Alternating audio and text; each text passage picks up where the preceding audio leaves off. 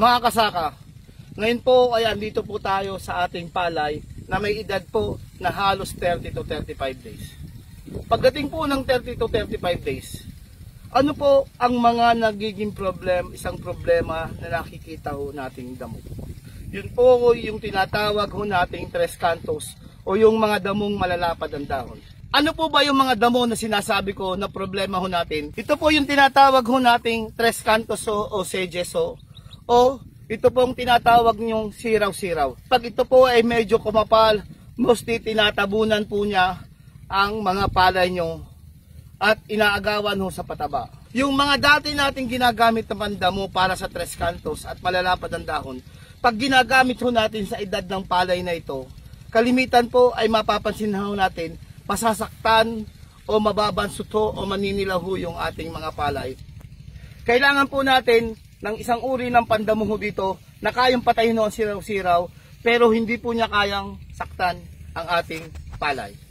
Ngayon po nakalipas po ang 5 araw mula nung nag-spray po tayo ng isang produkto na ang pangalan po ay Basagran. Kasi po nung nakaraang linggo ay nagka-problema po tayo sa tres cantos at broadleaves na damo sa ating mga palay. Tingnan po natin ang resulta nang makalipas ho ang 5 araw. Halika kayo mga kasaka, samahan niyo po ako. Actual po nating makikita ang epekto ng Basagran po sa sedges o tres cantos at broadleaves. Ito pong bubunuting kong damo ay ito po yung problema ho nating silisilihan.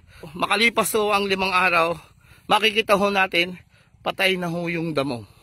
Ayan po, kung titingnan po natin, patay na po yung damo na broadleaves. Pero yung palay po natin, hindi po siya nasaktan.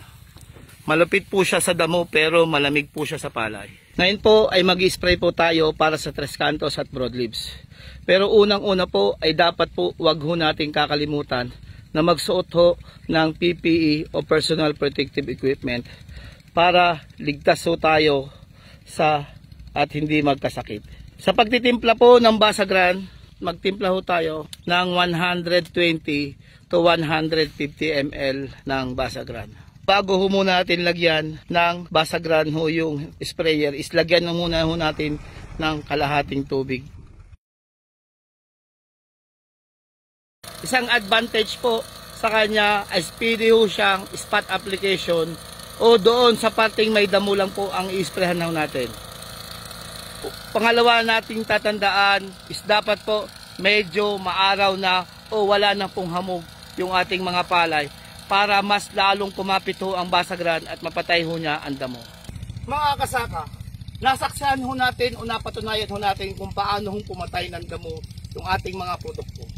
Ngayon po mga kasaka, gusto ko pong ipakilala po sa inyo ang kompletong proteksyon pagdating po sa damo ng BSF sa ating mga palayan.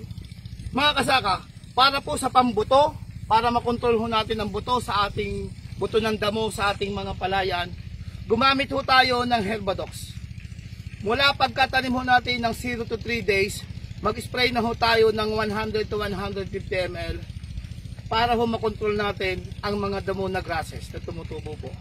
At pagdating naman po ng 14 to 35 hanggang 45 days ho, at may problema ho tayo sa mga damo na kung tawagin po ay tres cantos at sedges, at isang damo na kung tawagin po ay broadleaves.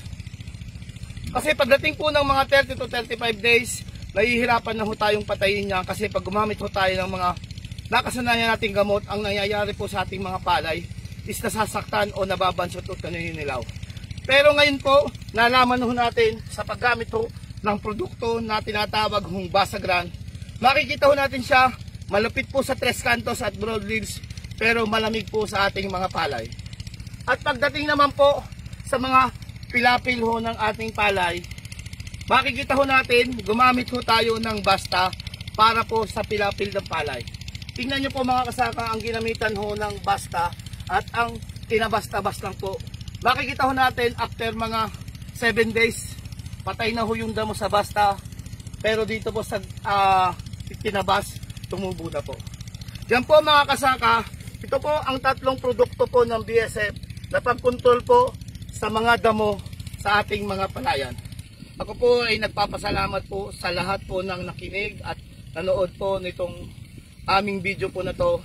Sana po ay meron po kaming karagdagang kaalaman na aming na-share po sa inyo. Na naniniwala po ako na kahit kakunti po ito ay malaking bagay po ito para mas lalo nating mapaunlad ang ating mga pagsasaka. Laban po mga bayaning magsasaka, BSF, tatak alaga, tatak quality, tatak panalo. BASF. We create chemistry.